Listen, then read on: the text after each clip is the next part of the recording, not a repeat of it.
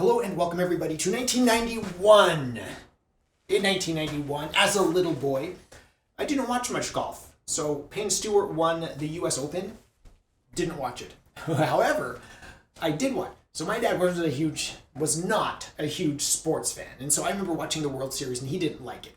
I remember it was one of the later games. It was game 6 or 7. Like Minnesota Twins were playing, I think it was the Braves. And Kirby Puckett just hits a home run, and like the drama of baseball captured me at that moment. I was like, "What?" It was like my dad was just like this is why we don't watch sports. I was super excited. So, Twins won the World Series, 1991, and yeah, Payne Stewart, now one of my favorite golfers. Like going back and just watching all of his stuff, it was amazing what he did. So let's talk a little bit about this putter. We're going to dive into a little bit of history, but before we do that, let's get this on the review table and have a closer look. Odyssey, Stronomic, USA on the sole, and down here by the heel, they just kind of threw in a Rossie 1 at an angle, like a John C. angle, just like, look at us, this is how cool we are. It's lovely, easy to recognize, all right? And I like this individual because right here you can see the paint has worn through. So see this white streaking right here? That's actually the plastic, the polymer that they use beneath it. That's what it's made out of, the whole club head. Pretty interesting. Obviously there are weights in here, I imagine. But look at the face. No milling, nothing fancy, just a flat face. Oval, ovoid, oblong. What, I don't know. Somebody has a PhD in like geometry will set me straight. Or a junior high school kid. So you can see the side profile here, steps all the way down, kind of down here to the thinnest point. The heel profile, very similar to the toe profile. And at address, you can see there is kind of this like Callaway style little ferrule right here. It feels like an O-ring. I don't know if that's been added to it. The white dot right here is the alignment line. Is that in the middle-ish of the putter there? And it looks like a single bend. I'm not sure if there's a bend in here, but maybe a single bend true temper shaft stepped with Odyssey Rossie Mallet Series made in the USA label right here. And I put this label on 1991 just to remind me of the year. Pretty interesting. Odyssey came out with the first face insert. Obviously not this one. This is a Golf Pride Odyssey branded paddle grip. Pistol grip, I think is what they're called. And so this is kind of setting the stage for that pre-Odyssey first insert putters.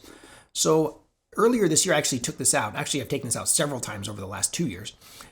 But I actually recorded one this summer. So we just took a few shots. Let's watch that.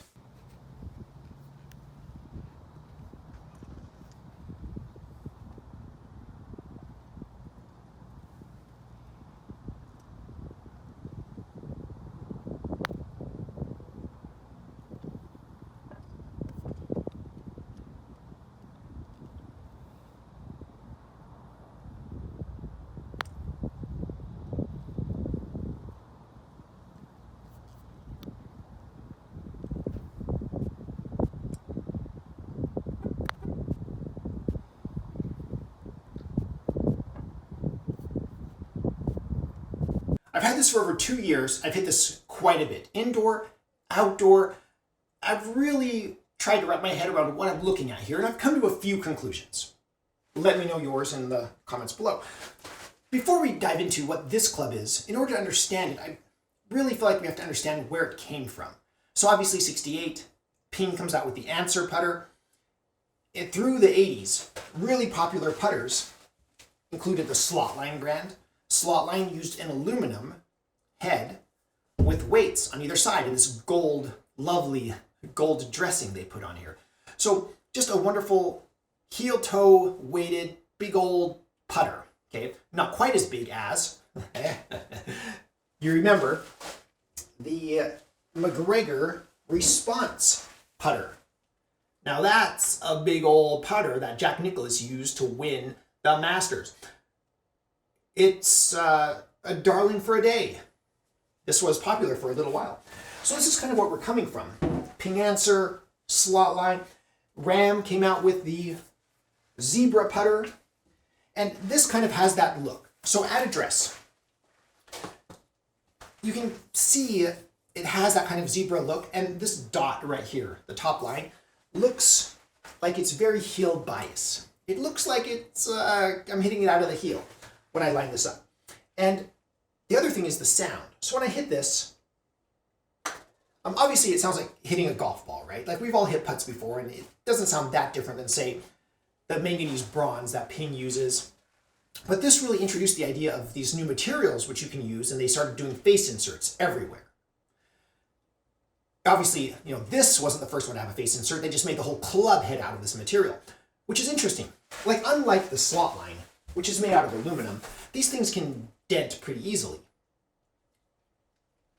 But the plastic has an elastic deformation, so it doesn't dent as easily.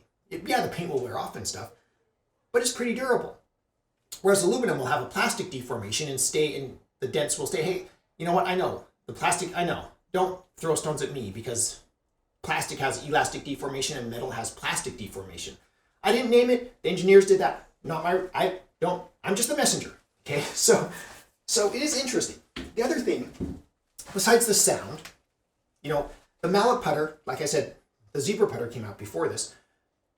It continued this tradition of like pushing the mallet putter. So materials, mallet putter, and it introduced Odyssey as like a successful putter brand. Soon to be acquired by Callaway, because Callaway was making things like the Tuttle 1 and 2 putters. So because of the success of this, we get lots of the putters that we have today. Like one of the popular ones down here when my friends come down or family comes down is this 7S Odyssey. We would never have this had it not been for the Rossie one.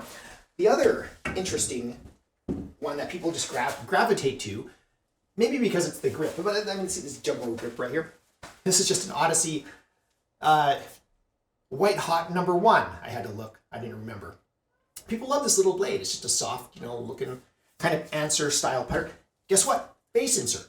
Plastic materials. It's interesting, isn't it? So, historically, I appreciate the Rossie one.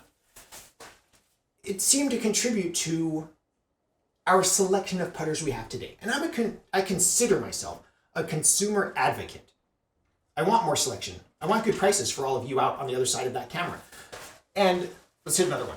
And so to me, this really pushed that idea forward with the idea that we can have awesome materials and great putters that sound good and are durable. So for me, absolutely something that is very relevant historically. Do I want to put this in my bag? That's where it gets interesting. To me, not really. Appreciating the historical value of this, I have other Odyssey putters I'd rather put in my bag. Even playing vintage clubs, because in the era, I might choose some other clubs. What would you choose? If you were going to build a set of clubs that came out between 1989 and 1993, what putter would you put in your bag? Let me know in the comments below. As usual, a huge shout out to my patrons. Thank you so much for your support. I really appreciate the support I get from my patrons. Another way you can support this channel is by visiting my Amazon shop. I am an Amazon associate. I make proceeds from qualifying purchases. Thank you everybody for watching. I am the Vintage Golfer.